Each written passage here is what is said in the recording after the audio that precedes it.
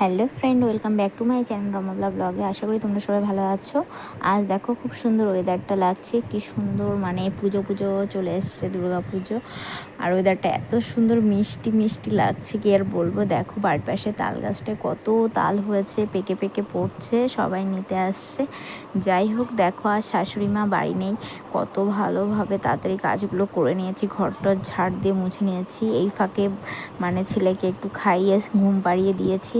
আর সমস্ত কাজ আমার শেষ করতে হবে, কারণ শাশুড়ি মা বাড়িতে নেই। অবশ্য আমার একটু অসুবিধাও মানে একটু প্রবলেম হচ্ছিল। যাই হোক, কাল আমার ননদ এসছে, মানে ননদ এসে গেছে, ওই জন্য আমার কোনো অসুবিধা হলো না। একটু পাশে পাশে হেল্প করছিল। আর দেখো মিষ্টি রোদটা কত সুন্দর। এই দেখো আমার রান্নাও করে ফেলেছি, গরম গরম সাদা ভাত, আর টেবিলে রেখেছি বড় বড় ভোলা মাছের সর্ষে বাটা ঝাল, আর পটল বাটায় দিয়েছি একটু পেঁয়াজ, কাঁচা লঙ্কা, রসুন। এটা মিক্সচারে একটু করে নিয়েছি। আর দেখো এত সুন্দর রোদ লাগছে, হঠাৎ করে একটু মানে আবহাওয়াটা এত সুন্দর লাগছিল, কি আর বলবো। তারপর আবার চেঞ্জ হয়ে গেল, কারণ মাঝে মাঝে এত রোদ হচ্ছে, আবার মেঘলা হচ্ছে। তারপর আমার রান্নাবান্না কমপ্লিট হওয়ার পর যা যা ছিল থালা বাসন, সেগুলো আমি ধুতে আসলাম। আর এখানে একটা সাবান দেখিয়েছিলাম তোমাদের, গোদরেজ নাম্বার 1। এটা যেন বন্ধুরা আগে মানে ছোটোবেলায় সবাই মাখতাম, কারণ এখন তো সবাই সব রকমের এক এক প্রোডাক্টের সাবান ইউজ করে, কিন্তু এটা এখন আর কেউই প্রায় মাখে না। কি আর করব, ছোটোবেলার কথা মনে পড়ে গেল এই সাবানটা দেখে, কারণ দোকানে আর কোনো সাবান ছিল না, তাই এই সাবানটা নিয়ে এসেছিলাম। হলুদ চন্দন দেওয়া, গোদরেজ নাম্বার 1, ভালো এই সাবানটা, তাই তোমাদের একটু দেখিয়ে নিলাম। এই দেখো আমি তাড়াতাড়ি করে থালা বাসনগুলো মেজে নেব, কারণ আজ একটু মশা টশা লাগছে না, ওই জন্য আমি মানে গামছাটা গায়ে দিইনি। যাই হোক, তাড়াতাড়ি করে আমার মাজতে হবে, বেবি আবার উঠে গেলে সমস্যা, কারণ মা বাড়িতে না থাকলে বেবির জন্য মানে কি আর করব বলো। এত খারাপ, মানে কি খারাপ না, অ্যাকচুয়ালি মা বাড়িতে, আমার শাশুড়ি মা বাড়ি না থাকলে না বেবি আমাকে একটু বেশি ডিস্টার্ব করে, মানে ঘুমোতে চায় না, খেতে চায় না, শুধু ঘোরাঘুরি রোদ্রের মধ্যে অস্থির অস্থির করে দেয়। তাই আর কি করা যাবে বলো। ওই জন্য দেখো তাড়াতাড়ি করে আমি থালা বাসন মেজে ফেললাম, মাজতে হবে, কারণ জানোই তো এখনও তো খাওয়া দাওয়া করিনি। তোমাদের দেখিয়ে নিলাম আমি কি রান্না করেছিলাম, জাস্ট যা যা নোংরা হয়েছিল কলপারে সেগুলোই আমি মাজতে চলে এসেছি। আর বন্ধুরা, আমি একটা জিনিস আমি ফলো করি, আগে কাজ করে গুছিয়ে রাখবো, তারপর আমি খাবো, কারণ খাওয়ার সময় আবার খাওয়ার পর ভালো লাগে না থালা বাসন মাজতে। বেশিরভাগ আমি থালা বাসনগুলো খাওয়ার আগেই মেজে ফেলি, আর দু এক সময় যখন পেটে আর সহ্য করতে পারি না, খিদে সহ্য করতে পারি না, তখন আমি থালা বাসনগুলো মাজতে আসি।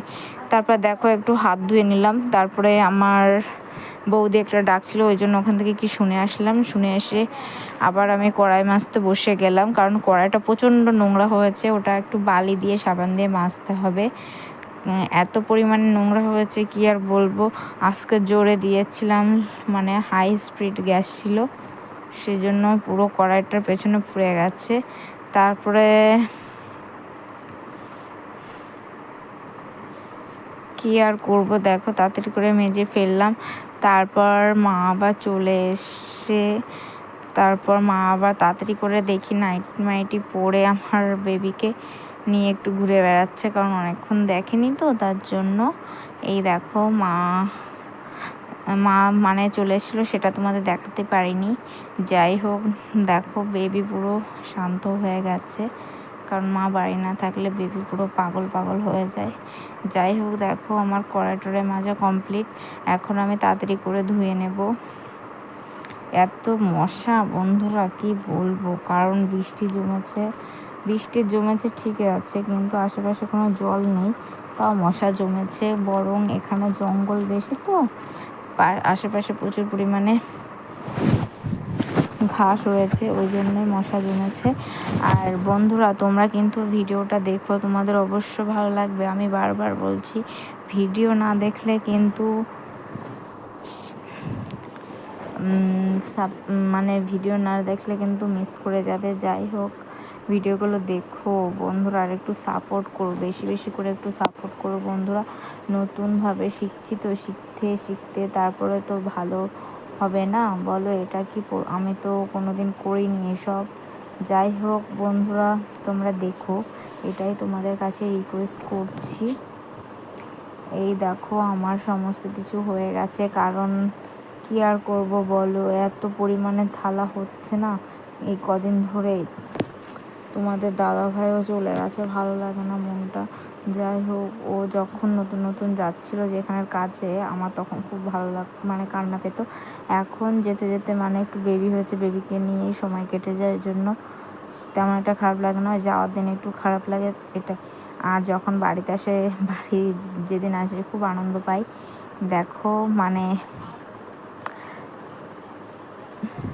সব ধোয়া কমপ্লিট। আর বন্ধুরা, কারা কারা তালের বড়া খেতে চাও আমাদের বাড়ি চলে আসো, এখানে প্রচুর পরিমাণে তাল পড়ে আছে, মানে জমেছে, সবাই নিয়ে যায়, নিয়ে মানে এখানে থেকে যায় দু একটা। যাই হোক, যাদের যাদের তাল লাগবে চলে এসো, কারণ আমাদের বাড়ির পাশে বড় একটা তাল গাছ দেখালাম তো, তোমরা দেখো কত বড় তাল গাছটা। দেখলে অনেকে বিশ্বাস করবে না, হ্যাঁ তাল গাছ না, চাই শুধু মিথ্যে কথা বলে। না, আমাদের এই পাশেই তাল গাছটা আছে, ভাগ্যিস তাল গাছটা ছিলই বলেই আমরা তালের বড়া খেতে পেরেছি। অবশ্য যারা যারা এখনও তাল এবছর তালের বড়া খেতে পারেন, নিশ্চয়ই আমাদের বাড়ি চলে এসো। ঠিকানা বলে দিচ্ছি, আমাদের বাড়ি কোথায়, রানাঘাট হয়ে দত্তগুলি আসতে পারবে, আবার বনগাঁও হয়েও আসতে পারবে, আবার কলকাতা থেকে শিয়ালদাও মানে গেদে ট্রেন ধরে রানাঘাটে নামলেই রানাঘাট থেকে দত্তগুলি হয়েও আসতে পারবে আমাদের বাড়ি। সব দিক দিয়েও আসা যায়। আমাদের বাড়িটা এমন জায়গায় বন্ধুরা, সবাই খুঁজে পাবে। আর দেখো বন্ধুরা, আমার সমস্ত কিছু হয়ে গেছিলো, বেবিকে স্নান করাবো বলে বেবির জন্য একটু জল চিপে নিয়েছি, কারণ ওটা আমার লাগবে। ওটাকে একটু মানে ওই রোদ্রে একটু দেবো হালকা। দেখো হালকা এখন রোদ চলে এসছে, তাই দেখো ধরে নিয়ে যাচ্ছি, বেবিকে স্নান করাতে হবে তুলসী তলার কাছে। আর এক এক করে থালা বাসনগুলো নিয়ে যাচ্ছি। আর এরপরের দেখো একটা কাজ দেখাবো, সেটা অনেকেরই জানা কাজ, তাও আমি দেখাবো বন্ধুরা, কারণ এটাই আগে আমি করেছি, তা এখন আর আমি করতে পারি না, জাস্ট বেবি হয়েছে তো ওই জন্য এখন আর বেশি করা হয় না। এই দেখো কথা বলতে বলতে সেই কাজটা দেখাচ্ছি। মা অনেক বিড়ি বেঁধে ফেলেছে, তাই আমি কুলো সব গুছিয়ে টুছিয়ে নিয়েছি, একটু মুখ মারবো, কিন্তু বেবি এখন ঘুমোচ্ছে। বেবি যদি উঠে যায় আবারও, বেবি ঘুমোচ্ছে, এই জন্য আমি চলে এসেছিলাম। আর ভালো লাগলে অবশ্যই লাইক কমেন্ট শেয়ার সাবস্ক্রাইব করে দেওয়া। ভালো থেকো, টাটা, বাই বাই।